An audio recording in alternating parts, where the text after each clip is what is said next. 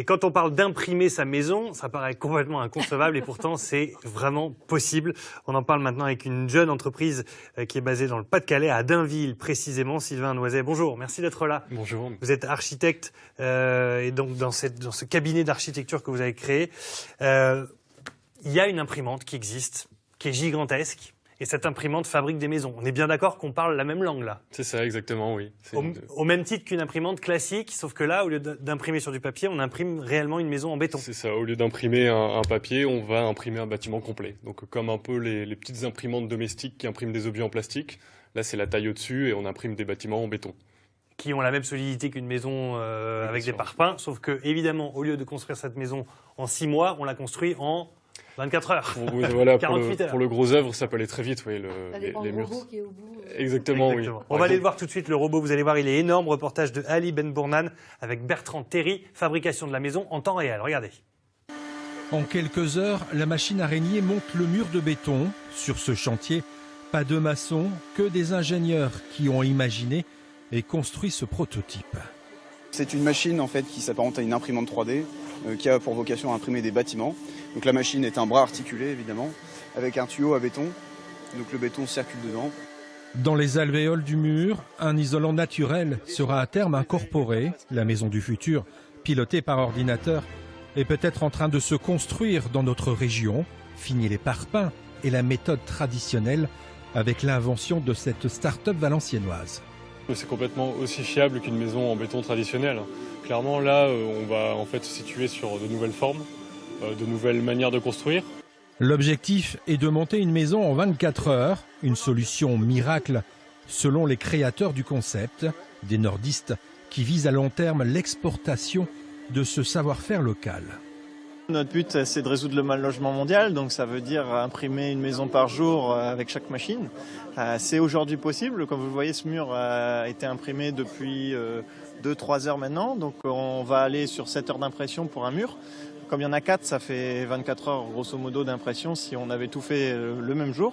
Donc le sujet pour nous, c'est d'apporter une solution d'automatisation qui va résoudre des problèmes dans des pays en voie de développement notamment. Avant de conquérir le monde avec cette maison 3D, 4000 mètres carrés de bureaux vont être imprimés ici à Bruay-sur-l'Escaut d'ici quelques mois. On ne construit plus sa maison, on l'imprime. C'est ça, exactement, oui. Donc l'enjeu, c'est vraiment de gagner énormément de temps sur la construction et après de pouvoir faire toutes les formes que l'on veut. Ça libère complètement le... On n'est pas, je dirais, bloqué comme une maison traditionnelle. On peut non, vraiment... pas du tout. Ouais. Voilà. Mais c'est vraiment la maison du futur, vous pensez, la construction en 3D? Alors le but, c'est pas de remplacer les techniques de construction actuelles, c'est vraiment de venir en complément et de trouver la manière justement d'associer imprimante 3D et construction traditionnelle pour en fait être soit plus efficace, soit par exemple construire dans des lieux plus difficiles d'accès en termes de logistique, ou alors s'il y a des impératifs en termes de délai de construction. Voilà, c'est surtout là-dessus que ça va se jouer. En gain de temps, c'est même pas mesurable, c'est-à-dire que c'est multiplié par 10, 20, 30, ce qu'on veut, mais ouais, les délais sont considérablement réduits avec cette méthode-là, cette technique-là. Le problème, c'est qu'il n'y a qu'une seule machine, donc pour le moment, ça reste cher, mais dans l'idée que ce concept s'industrialise, ça va absolument tout changer. C'est ça. En fait, ça demande beaucoup de travail en amont parce qu'il faut préparer le modèle. Voilà, il y a tout ce travail de préparation. Par contre, une fois qu'on est sur site, ça va très vite. Et comme vous l'avez dit, c'est encore expérimental parce qu'il n'existe qu'une seule machine. Mais à terme, voilà, le but, c'est de se développer complètement. Avec ce concept, parce que l'idée est née de ça, en fait. C'est une méthode un peu traditionnelle de construction de maison, avec un assemblage de sacs. C'est un peu ça l'ancêtre de la machine que l'on a vue, cette espèce d'araignée bleue. Alors c'est vrai que ce qui a inspiré Construction 3D, donc l'entreprise qui développe l'imprimante 3D, c'était justement ces constructions en sacs de terre, donc on appelle en super adobe. Et en fait, au lieu d'avoir des cordons de terre, ben voilà, on change et on met des cordons en béton réalisés par une machine. C'est une version un peu très technologique d'une technique de construction très ancienne. Comme un igloo.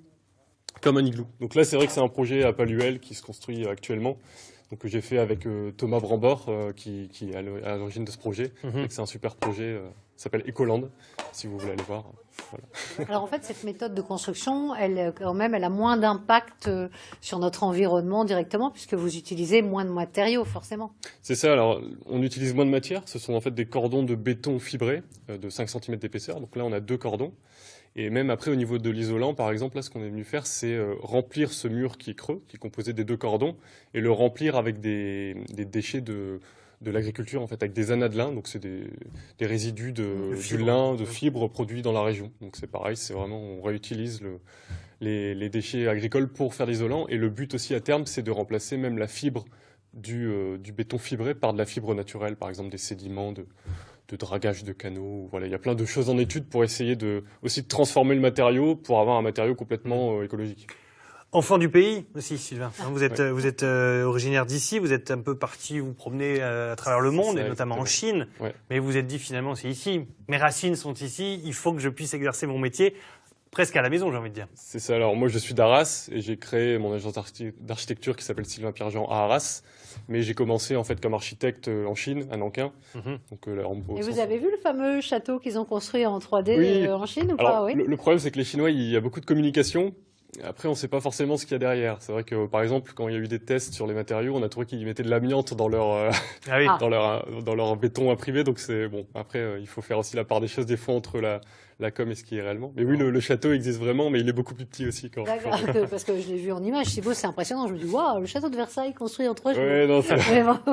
Alors, les projets, c'est quoi d'ici les 10 prochaines années? C'est rendre la chose industrielle. Vous êtes que 2 entreprises en France à proposer ce service. Aujourd'hui, j'imagine que même si les délais de construction sont très courts, pour faire une réservation, pour que vous puissiez construire une maison, il faut compter combien de temps? Alors le problème là, c'est même pas vraiment le temps, c'est d'avoir les validations du CSTB qui en fait gère tout ce qui est avis technique sur une technique de construction et qui valide cette technique de construction pour dire ok, c'est solide, vous pouvez le faire comme ça. Donc là, le bâtiment qu'on a réalisé sert un peu de prototype test. Maison témoin. Pour dire ça fonctionne, c'est solide. Au Pays-Bas, il y a déjà des maisons qui ont été construites en 3D qui sont mises à la location. Donc, je me dis, quand je vois la rapidité de construction, et je repense à la catastrophe qui a touché le sud-est de la France il y a peu, il y a aujourd'hui des gens qui n'ont plus de toit au-dessus de la tête. En faisant des maisons 3D, on peut peut-être héberger rapidement des familles qui sont... C'est vraiment les travaux d'études qui sont plus longs maintenant que la réalisation, alors que dans notre schéma traditionnel, c'est un peu l'inverse quand même. Oui. Donc en fait, on peut après gagner par contre sur le temps de chantier, donc c'est-à-dire faire plus aussi de projets avec un même délai, donc c'est ça qui est intéressant. Et c'est vrai que comme vous le dites, il n'y a que Construction 3D qui est basée à Valenciennes et Xtri, près de Paris, qui développe actuellement cette technique en France. Et le but, c'est d'industrialiser cette technique. Et alors pour projet, là, on a eu la chance d'avoir la visite de la ministre du Logement sur le chantier. Le but maintenant, ça va être d'essayer de passer à une opération par exemple de logements sociaux réalisés en impression 3D, donc dans le Nord. Donc ça, c'est un peu la prochaine étape. Et pareil, sur le projet qui est en cours, qu'on a vu dans le reportage, on va attaquer différentes phases. Donc là, la deuxième étape est en cours, avec l'impression du hall d'accueil public. Et on va rajouter des niveaux de complexité à chaque fois. Rajouter un étage, rajouter différentes manières de faire, différents types de fenêtres, pour voir aussi et améliorer le processus. Bon, Jeune entreprise, ça fait combien de temps que vous êtes lancé? Alors ça fait 2 ans et demi. D'accord. Vous avez été accompagné? Oui, alors accompagné par la BGE. Ouais. Donc c'est vrai qu'ils m'ont bien conseillé. En fait, c'est un organisme qui vous accompagne dans la création d'entreprise. Ils m'ont accompagné pour tout ce qui est démarche, clarifier un peu le projet professionnel. Et être sûr de avec un concept pareil, on se doute que ça ne peut que fonctionner. 03 44 06 28 10, c'est le numéro de BGE en Hauts-de-France si vous souhaitez, comme Sylvain, être accompagné effectivement et que vous avez une idée géniale ou plus traditionnelle. L'essentiel est d'être accompagné, de ne pas se lancer dans la création d'entreprises tête baissée. On est d'accord. Merci en tout cas d'être venu jusqu'à nous présenter ce concept. Nous, en attendant, on file à Clermarais. C'est un petit peu les ortillonnages d'Amiens. On va faire une petite maison.